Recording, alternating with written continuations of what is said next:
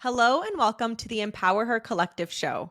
I'm your host, Dr. Celia Corbo, entrepreneur, functional health practitioner, and licensed chiropractor. Join us as we dive into stories of a remarkable woman making a difference and transforming their dreams into reality. Today on the show, we have Rachael Hunt. Rachael is a member of the Chippewas and Nawash First Nations and the founder and CEO of personal development brand Freedom School Co., creator of the Freedom Method, and the host of the Cycle Breakers podcast. She is an intuitive Indigenous mentor, helping women thrive in business, relationships, finances, and personal well-being through subconsciousness reprogramming. She is leading conversations around Indigenous success and prosperity through mindset and integrational healing.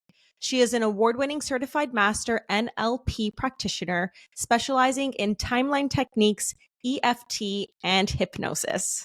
Hello, Rachael. Welcome to the show. Hello. Hi. Hi. Here. Yeah. Okay. Reading that bio, legit, I got chills. I know I read it before to prepare, even before we did all the pronunciations. But I was like, oh my God, it's a really powerful bio. It's Oh, so thank beautiful. you. Well, you nailed it. And I was like, all right, Thank we did you. a little bit of a grammatical, is that what you call it? Lesson before, just to make sure all the pronunciation was good. But you did great. You did Thank you. fabulous. And I don't normally listen in on like the recording of the bio. So it's kind of interesting to hear it kind of fed back to you. So Yeah. yeah, that was interesting. But I love to hear that. That Yeah. feedback. Thank you. Well, you are full of knowledge, so full of wisdom. So can you tell our viewers and our listeners a little bit more about yourself and how you got into this line of work? Yeah, I definitely can. Where do I want to begin? So I'm not going to go like way to the beginning because I just feel like we could be here for way too long, and y'all probably don't want all that, but maybe you do. But yeah, so I got into the realm of personal development, personal growth. I mean, before I had a business, I Mhm. think the first time I picked up a personal growth book was when I was like 19 or 20. My mom was big into like Oprah and Tony Robbins and Wayne Dyer. And I remember when the book The Secret came out, I think was it a movie first and then a book? I don't know. Either way, it came out. It was all the rage. She like lent me her copy. I was like home for a summer between semesters at university. And I remember that was like my first introduction to like law of attraction and personal growth and or like spirituality, manifestation. So I was definitely drawn to it for some Mhm. time. Years went on. I wasn't I would say I wasn't embodying the work, but I was very drawn to it because when I would read it, when I would consume it, when I would watch it, listen, whatever it was, I something in my core was like ignited. And throughout majority of my 20s, I was a hot mess. I mean, I think a lot of people can like relate to that Who journey. wasn't? Yeah, it's like, I look back and I'm like, I'm grateful I had that hot mess era Yeah. because I think it ultimately is what led me to deepening my spiritual journey, Mhm. deepening, my personal work and ultimately building a business from it.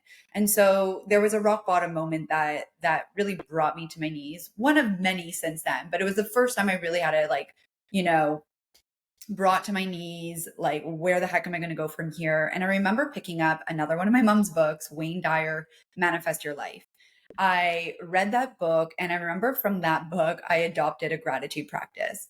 And as I adopted this gratitude practice, my life actually really shifted, like dramatically, drastically shifted from where I was um, to what I was able to attract and create in my life in a pretty short time frame was pretty remarkable now that I look back.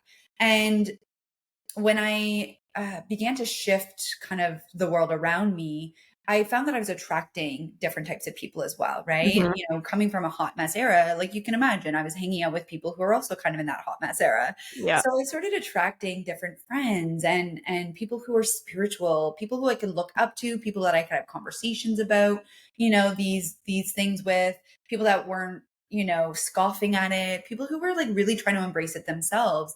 And so, what year would it have been? Like 2017, I want to say. I started a podcast with a friend of mine called the Vibe Tribe Podcast.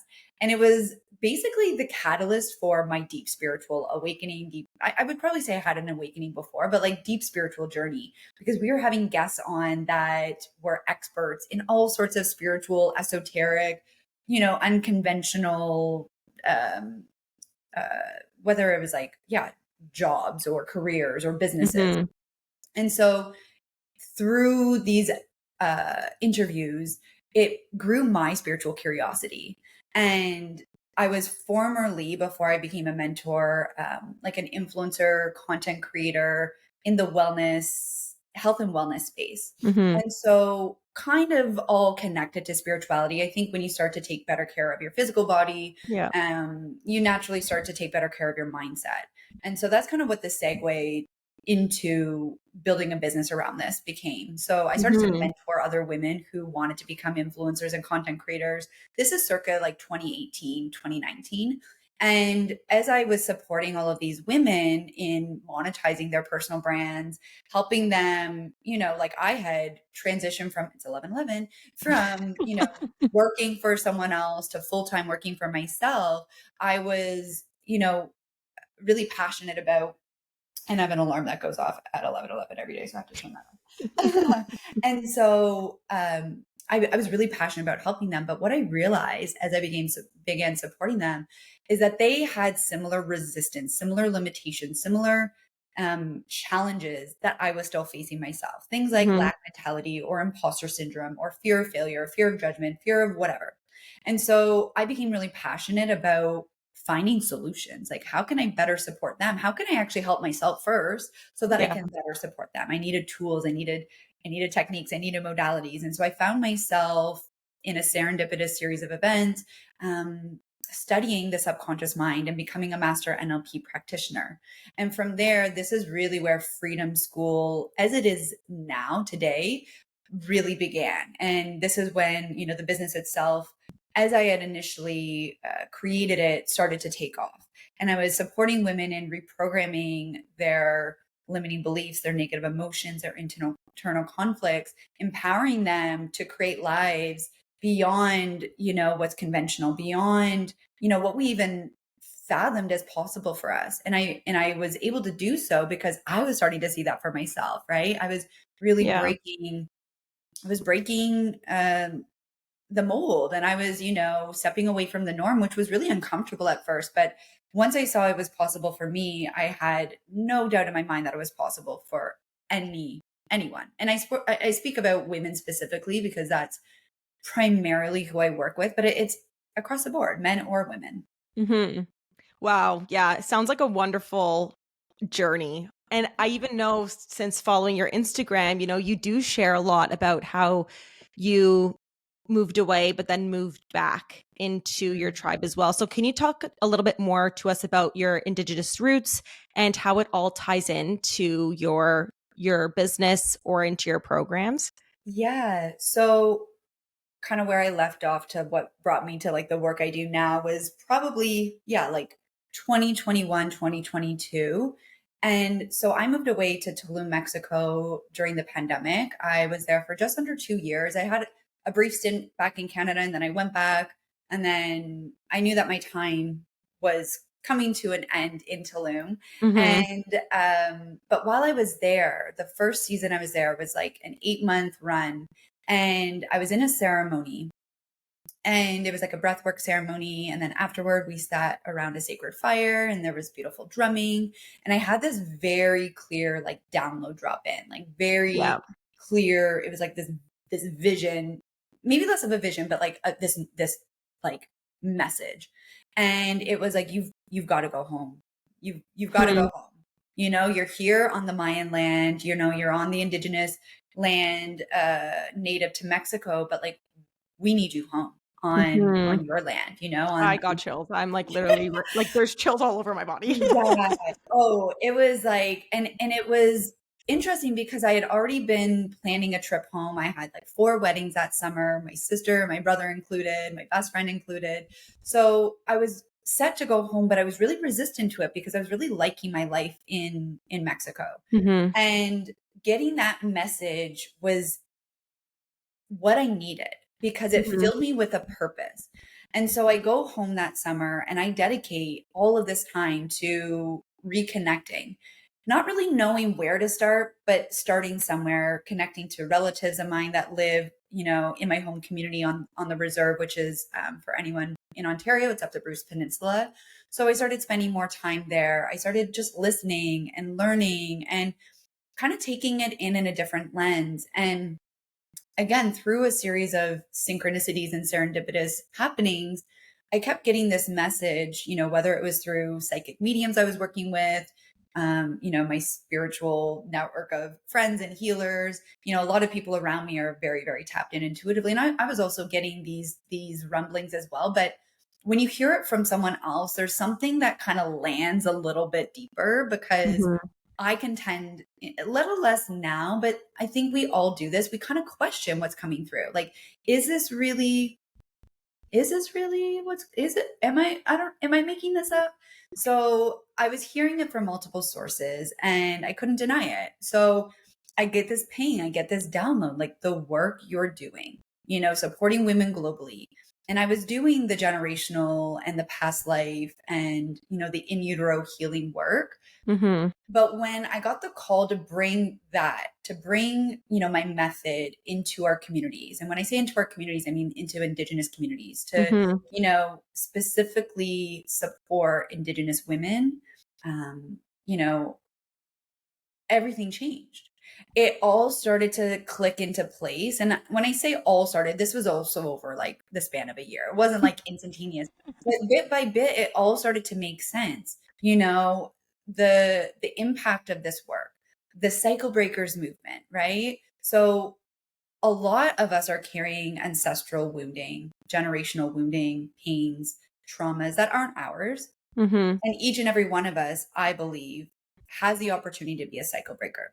Mhm. Now, that mission for me, because I'm Indigenous, is so much deeper and is so deeply connected to my heart. Like, I know it's the soul's work I'm here to do because of all of the pain that we've gone through Yeah. as a peoples, as a collective.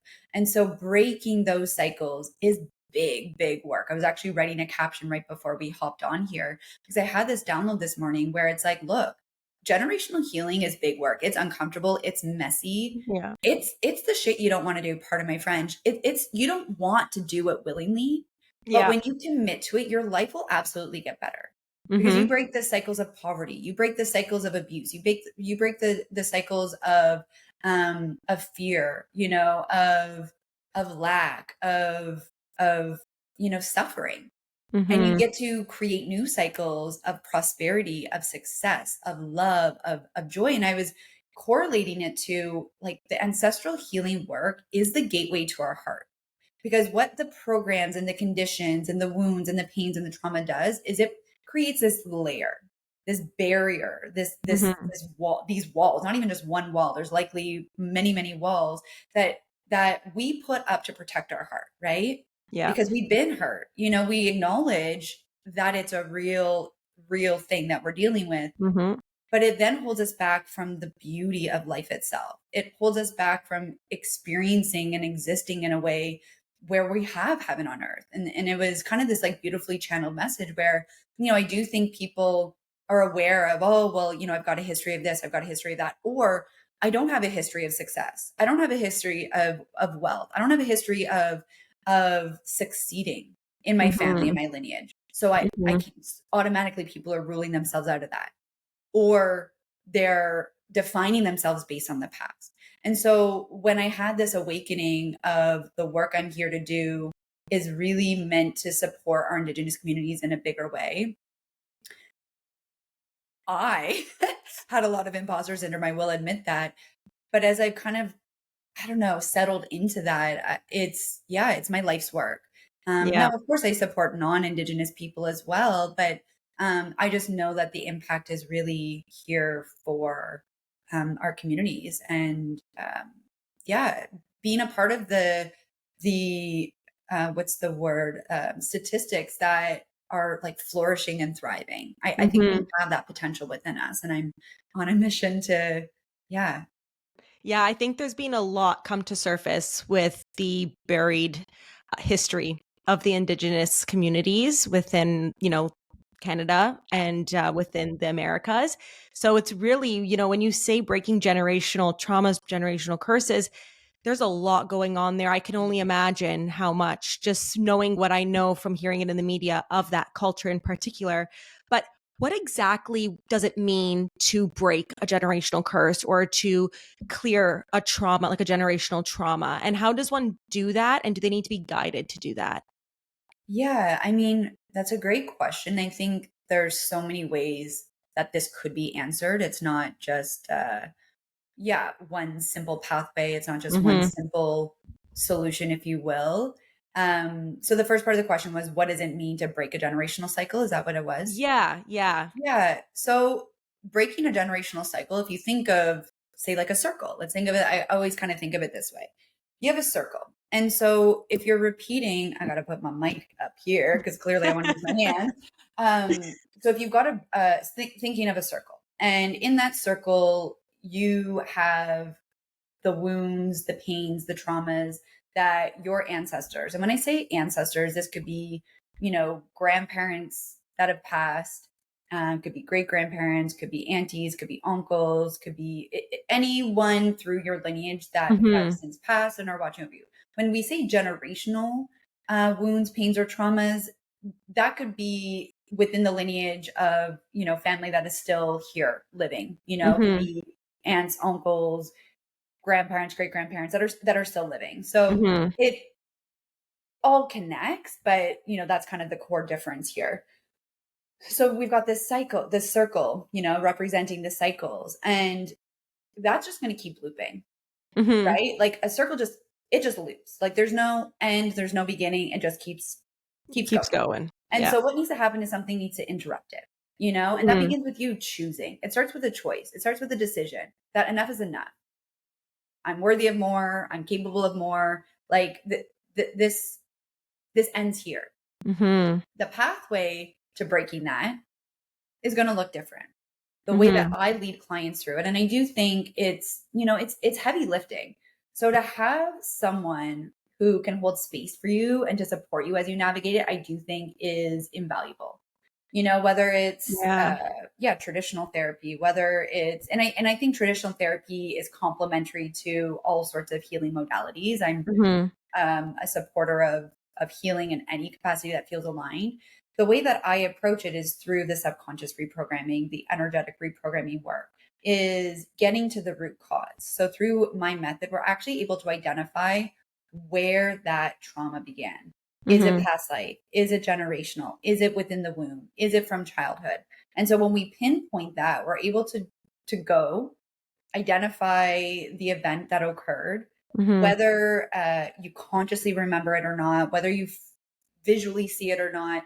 There's often a knowing.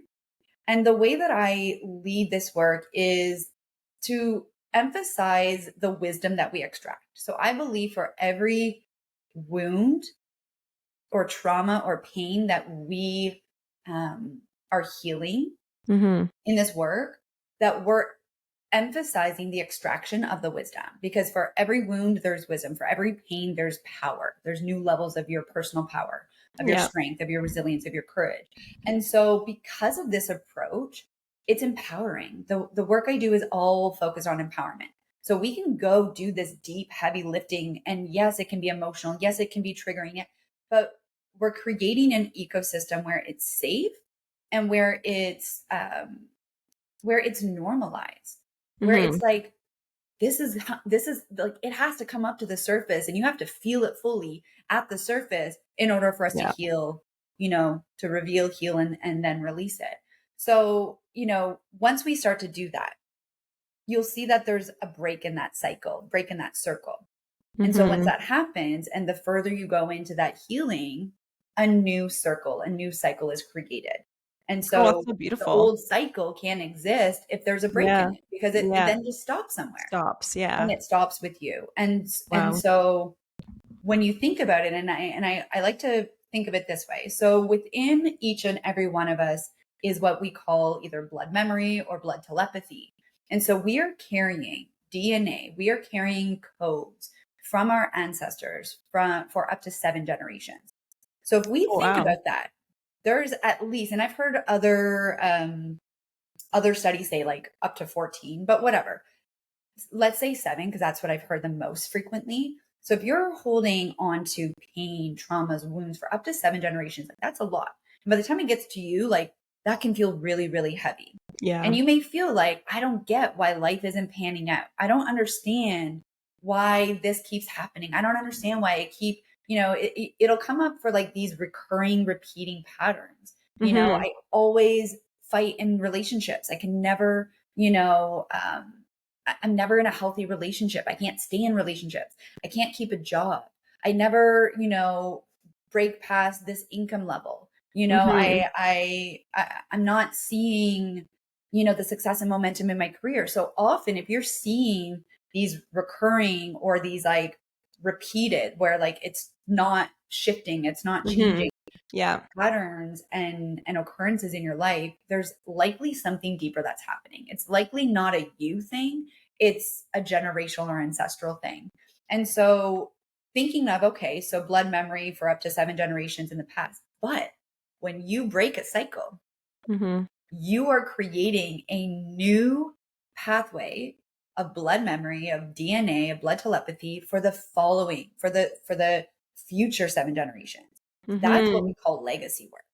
So it's Oh, it's wow. too it's too tiered, if you will, or Mm-hmm. too pronged, where yes, we get to heal, but this is where the empowerment comes in. Because we're not only healing for ourselves in the physical 3D, we are actually also healing our ancestors. They're up there and they are encouraging. I had chills as I say that. They're encouraging us. If you felt the call, if you felt the nudge to explore this work, it's because you're being called from your Mm-hmm. ancestors. It's because they are like, you are the one, you are the You're the chosen chosen one. one. You're the chosen one. You got this. We Yeah. see this in you. And so you heal for them. And you may think, well, Yeah. they don't live here. They don't live, they're not living anymore. No, it doesn't matter. On an Yeah. energetic and spiritual level, you are like that and that. So that's the magnitude of this work. People Mm-hmm. don't always look at it like that. They think of it as a very self-serving, like, I just don't want to feel this, this, and this. Well, yes, okay. No one does. We want to Mm-hmm. feel, elevated. We want to feel positive, radiant energy. But that's duality in life as well, to feel the spectrum of it all. Yeah. But you're also healing for them. So that's why the work feels so heavy. Because until you get through the depths of it, it's gonna you're holding the weight of a lot. Yeah. Once you start to drop it, it gets lighter. Life gets easier. It really Mm-hmm. does. It gets better and it gets easier. Yeah. And then you're creating a legacy for the future. Wow. Oh my gosh. That it sounds like such beautiful work, but it does sound like there's a lot of pain. There's a lot that comes to the surface with doing this work in order to get to that freedom of dropping all of this baggage, for lack of a better Yeah. word, all of this generational baggage that you have to clear from 7 generations. Like that's a long time. I only know like 2 generations back. Imagine 7. Right. And Yeah. think of it this way. So like you may not be aware of the deeper ripple that, yeah. And maybe it isn't. Maybe it was trauma that began 2 or 3 generations ago, right? It Hmm. doesn't mean that it's across the board for everyone, 7 generations that we're carrying, right? Right. And I also just want to add that, yeah, like as much as it can feel really heavy, it's really big work because we're not living in the pain, right? Where some Mhm. modalities we're really living in and rehashing the pain and ruminating a bit in it, we're liberating. So while there's a period where you're feeling the grief, and I had a period earlier this year where for like almost a week straight, I was in this deep state of grief, this Mhm. deep grieving, which I didn't understand right away because I was just like in hysterics. I was just like sobbing. I was crying. I was like, what is it? And it dawned on me. I'm like, because I had been doing big, big ancestral healing work, I am healing or sorry, I am grieving for my ancestors as well. So you may have experiences Mhm. like that. But look, on the other side of that crazy week of deep grief, I met my partner. It was like Wow. this duality of, wow, I had to feel the depths of this grief and sadness, to open my heart, right? Mhm. So that's the Yeah. duality of like the grief is actually a heart opening. Yeah. And so then on the other side of that, I met my partner. And so it's like that's a perfect example of, but it gets better on the other side of it. And that week for me, that was like several days. It wasn't even a full week. It was several days of that. And uh it's not like you're in it for months. And for some people it may be a couple Mhm. hours. So I just want to emphasize that, like, yes, I'm speaking frankly about the experience to Right. not bypass the reality of what may come up, but that um the length of time is kind of irrelevant. It's Mhm. whatever your process is and whatever you need to move through it. Mhm. Um, Time could be like lickety split. I mean, in the grand scheme of things, if it's 4 or 5 days out of your whole life, and then on the other side of it is, the career success or relationship success, the, business success, whatever. Well, isn't that worth it? Right? Yeah. You've got to think of it from the bigger picture, not, oh, I'm afraid to go in. Well, how much longer do you want to hold on to Mhm. the pain or the resistance? How much longer do you want to hold yourself back from what your Yeah. divine potential is? Because I really see this also when we start to open the heart, the pathway to your destiny awakens. It Yeah. illuminates for you. Absolutely. Yeah. And, Joe Dispenza says the heart chakra is what really makes us human, Mhm. because that's like kind of the start of like the divine energy within us. So it Yeah. definitely is something to attest to, that once you break free of those wounds and once you get past all of that, we can just skyrocket to being that next best version of ourselves. And it's limitless. It never really ends. It just keeps going, because and it gets easier. Like you mentioned, I would assume, I've never really done this work intentionally, but one thing I wanted to ask you, because I had this done many years ago, where I did have some in utero wounds and in utero trauma come up. How do you work on it though with your clients? Because it was through like a tapping technique, like a body code type of practice. So do you use NLP? Do you use your hypnosis? Do you use your techniques to withdraw that kind of Yeah. trauma? Yeah, that's a great question. By the way, I love Joe Dispenza's work so much. Yeah. And like he's a perfect example of his work, just like miracle. Like Yeah. and I will say actually, the vision and the pathway of what I'm on right now, like I was really deep in studying a lot of his work during that period, and I Hmm. believe it was like very supplementary to all of this as well. Like I'm like Yeah. Joe Dispenza helped me, and I love his work because it parallels a lot of what I do, because Hmm. he speaks a very similar language, so I can really resonate. I can really understand like why it's so effective for some Yeah. people who are like naysayers or skeptics. They may be a little like weary, but like I get it. I'm like, no, like, and he's just on a whole other level. So when Yes. it comes to, yeah, he's amazing. So that's a really great question. So what often happens when I'm doing, so everything I do is rooted in NLP to some degree, right? It Okay. is rooted in subconscious reprogramming. So NLP, for anyone who doesn't know, neuro linguistic programming is what it stands for. It's Hmm. essentially the study of the subconscious mind. So for me, I understand deeply how the subconscious mind works, and I have a set of tools that I can pull on, that depending on what my client is experiencing, we're able to get to the root of it, heal it, clear it, release it, expand beyond it. So often what will happen, I just want to plug in my computer. I didn't realize Yeah. it is Yeah. No 10:12. problem. I'm like, Go for it. okay, we're back in action. Perfect. So when it comes to the work I do with clients, often what will happen is we will identify the root of, say, grief, because I was just talking Hmm. about grief. We'll identify the root of grief. It's 2 generations back. So we go there, and we do Hmm. this through a series of different techniques, which I could explain, but honestly, I always say, I'm like, it is one of those felt experiences Yes. that are Yeah. done with you instead of Done. anyway. Yeah. So what will often happen is when we are tapping into and accessing that, they may start to feel what I call contractions in their body, might start Mhm. feeling a little bit of tightness in their chest or in Okay. their throat or in their hip area, right? Which is, connected Mhm. to the womb. And so wherever they are experiencing or before they even identify, because not every client will identify that they're feeling tightness somewhere. They're just struggling to connect. And I know as soon as that comes up, that there's likely a physical resistance that's taking place, right? Because our mind and our body, it's all so connected.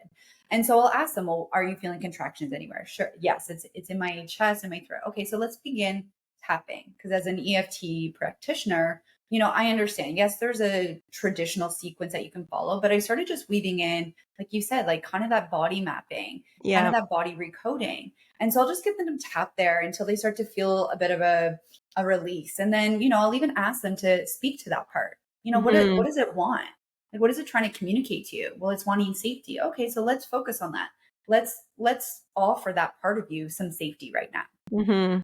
And then it's really powerful in a matter of, seconds to, you know, most couple minutes, but hardly ever that long. They start to feel the shift and like, okay, wow, okay, it's dropping in. And so Mhm. when we tune into the physical body, right, the somatic, the soma, and we connect it to the subconscious, powerful shifts can happen.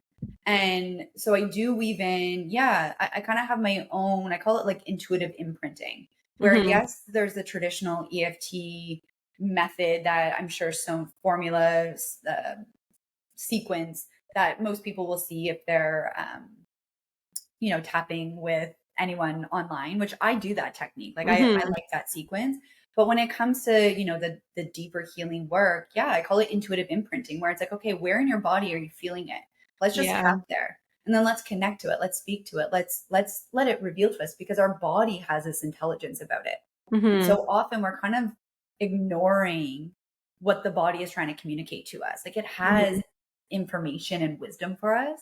And so Mhm. I really play on that as much as I play on the power of the mind, because the mind is the subconscious mind is beyond. It's like you said, Yeah. infinite, limitless, next level. But Yeah. our body as well. And when we work in tandem with, Mhm. these two energetic bodies, these two aspects of self, that creates wild, wild transformations. And we want to acknowledge that, right? We want to acknowledge if there's a physical resistance or if there's a subconscious resistance. Yeah, absolutely. Because sometimes, they can very much intertwine. And then Yeah. I even just had a patient yesterday. She's like, I've been having hip problems for Mm. so long. She's like, I'm starting to think this is something emotional or something beyond the Mm. physical body. I'm like, we're going to look it up. Yes, we're going to get to it because, yeah, absolutely. You could treat the physical, you could treat the emotional, but if you're not treating it together or acknowledging that it could be either or both, it's Yeah. not going to heal to its Yeah. full potential and we'll still be stuck with it.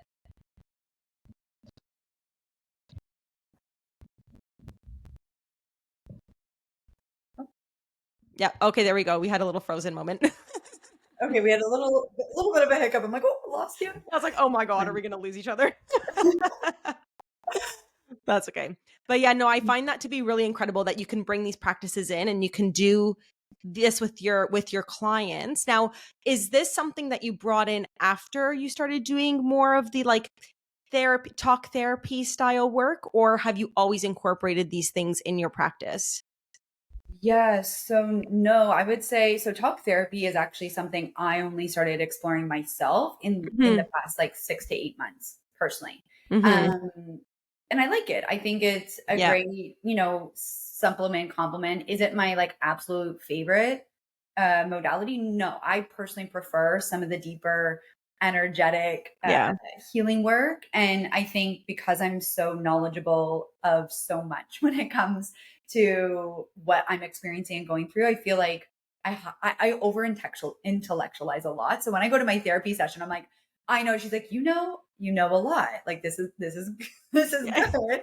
But I just find not that it's a bad thing. Like I love that I have that space for myself, but Absolutely. Yeah. I do find like what I need more support with is often that energetic work. Yeah. So for me, it's really interesting because what I just described to you, first of all, with the root cause healing and the deep ancestral healing, and then, the somatic, intuitive imprinting work I just described, all of that came to me in the past year.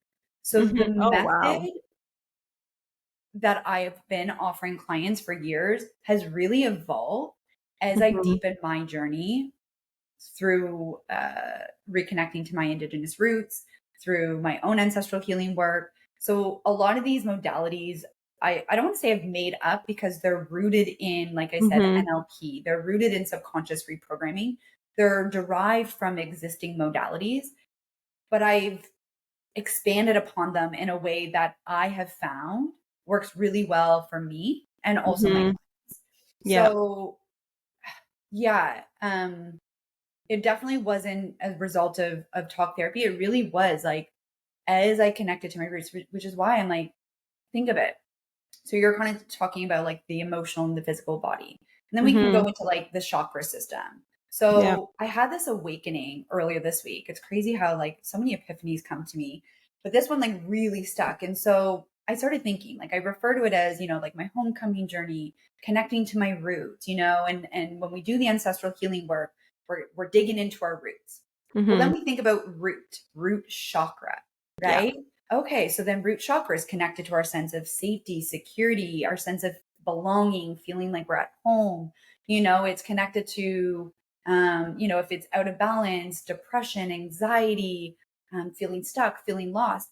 How many people are experiencing that in this day and age? A Yeah. lot of freaking people. A lot Yeah. of people have a deep root chakra imbalance.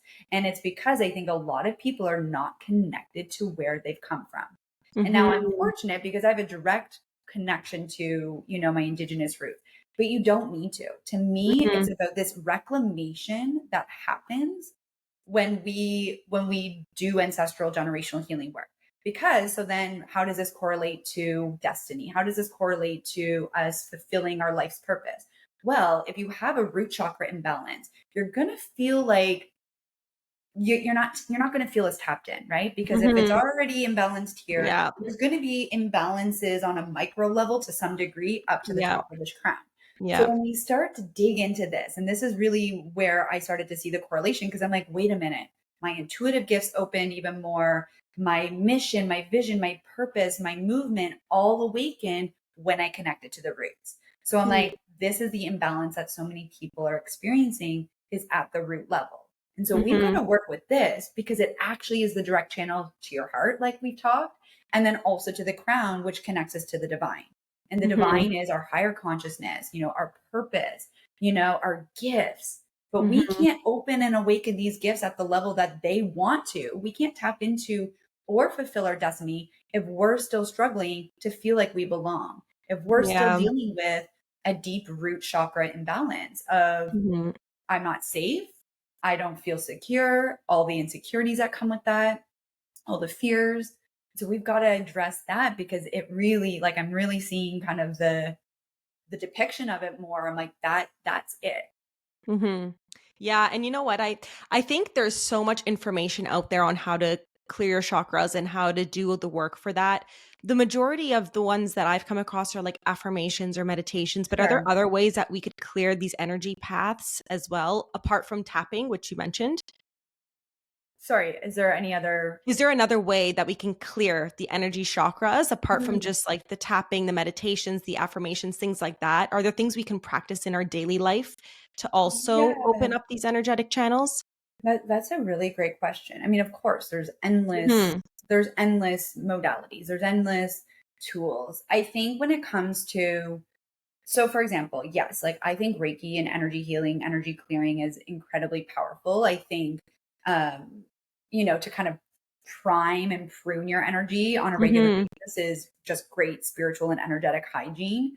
I think, what I'm referring to, it would be, say, what a visionary or a leader, someone who knows that they're meant for more, Mhm. know that like there's more out there, but they're just not tapped into that. They're not connected to it. They're not Mhm. sure really even where to start. This is where the level of or the caliber of healing that I offer would come in. And now, Okay. absolutely anyone and everyone could benefit from it, but it really is. I see it as this is for the change makers, for the Mhm. trailblazers, for those of us who have these big missions that we know are out there for us. And maybe we know what it is and maybe we don't. And maybe it's a little clouded and we want it to get crystal clear. When it comes to things like affirmations or journaling, even, I think those are very, very surface. I Mhm. Yeah. really do not think that creates lasting change. Like if you Mhm. want some deep transformation, consistent energy work for sure, deep, generational, ancestral, subconscious work for sure. And I think those are the types of modalities that are best done with an expert, or with a Yeah. facilitator. I really do think if you're committed and you're like, Mhm. I want to live, you know, my highest timeline. I want to fulfill my destiny. I know that's out there for me. It's really about exploring who is Mhm. offering what you're being called to lean into, and like trusting what um pathway is unfolding for you. Because for me, I have so many people in my network, in my inner circle, who have been drawn to different modalities, friends Mhm. who've been drawn to breath work, and breath work has had similar impacts on their life, others who've been drawn to the energy work or the Reiki, myself, that deep subconscious reprogramming, and that deep ancestral work. It's going to be different for everyone, and it can all work for different people. And so I would really get curious with where you're being drawn, right? Yeah. Like for me years ago, it didn't make sense why I kept hearing about NLP. I had no idea what it was. I kept hearing it. And then I kept seeing, like, it was on a few different occasions that these women that I was obsessed with and loved all their content, I discovered that they were both NLP practitioners and that they had actually both studied at the same place. And that's actually Mm. where I ended up going and studying in LA. And it was just, I was meant to go down that pathway because this Yeah. is actually the method and the framework that I'm meant to, um, yeah, utilize. This is Yeah. what's aligned for me. Sure, I could add more tools to that, but I really think it's such an intuitive exploration where Mhm. you'll know if someone or something is drawing you in. Yeah. Explore it, get Yeah. curious. Why is that? You may not know in the moment why it is, but yeah, I think healing as a whole is just, it's intuitive. And the Yeah. more you go deeper with it, different pathways are going to present themselves, Mhm. different, yeah, different modalities will show up, different people will show up. And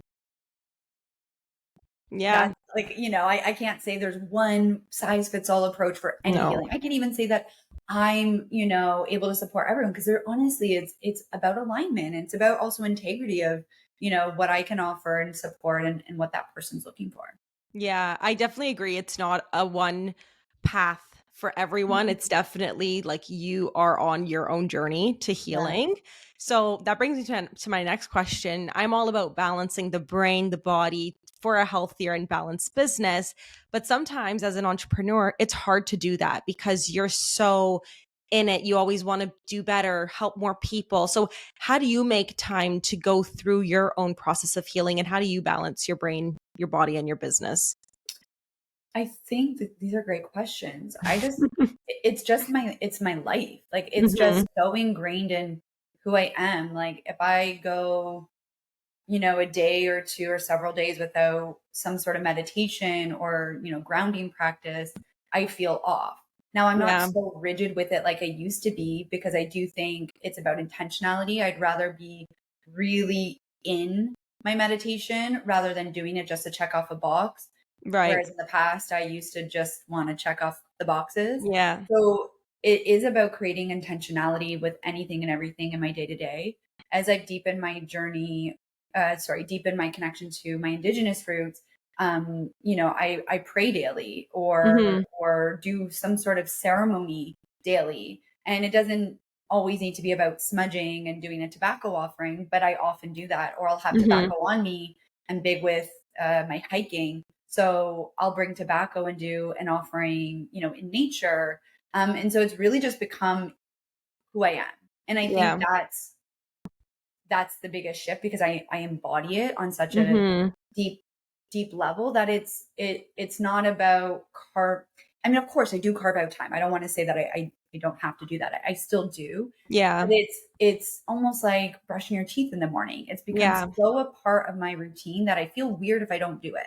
Right. Yes. Yes. And it's it's taken me some time, of course, to get here. But for the past, I mean, at least 5 years, I've been just very. It's something that really anchors me and grounds me. Mm-hmm. And I'm also not consistent with what it is that I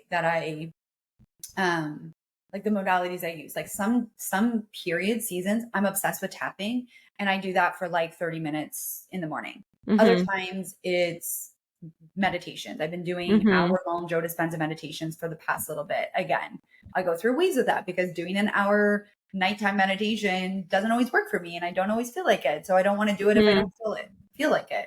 Yeah. Other times it's meditation. So I say that because I think with high achievers, like I think a lot of us are, we can get really rigid with Yes.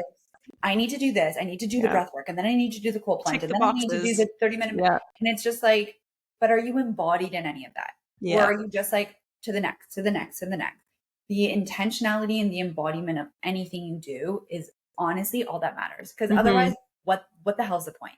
And I had to Yeah. get to that realization of I'm not even enjoying it. So why no, I Why gotta are stop. you doing it? Yeah, why am Yeah, I doing it? exactly. Yeah, I think we just roll through the punches so much, especially because we're so in our own world. And then, like you said, like just ticking off the boxes, it doesn't Yeah. necessarily feel good, but you're like, but I did it. Right. So I Yeah. love that you're so intuitive with what you want to do. And you make sure that if you're going to dedicate time to it, it's gonna count. It's gonna make Yes. a lasting effect and impression on your day.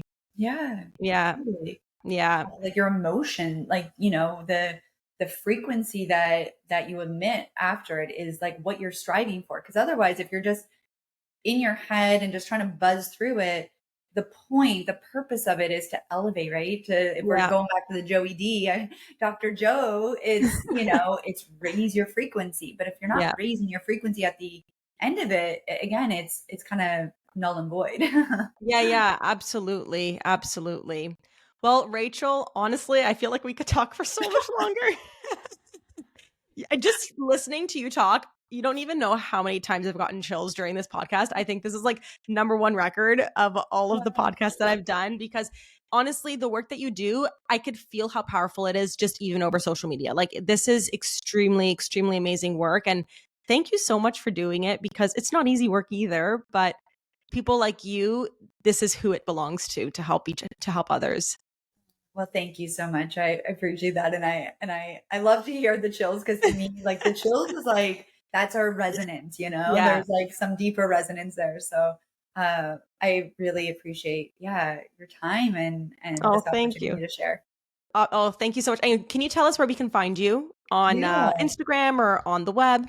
Yeah, so Instagram is like my main social. Well, I don't even want to say that because I'm kind of shifting a bit more into LinkedIn, but it's Okay. definitely where like the average person, most people are hanging out. Yeah. So Freedom Rach on Instagram.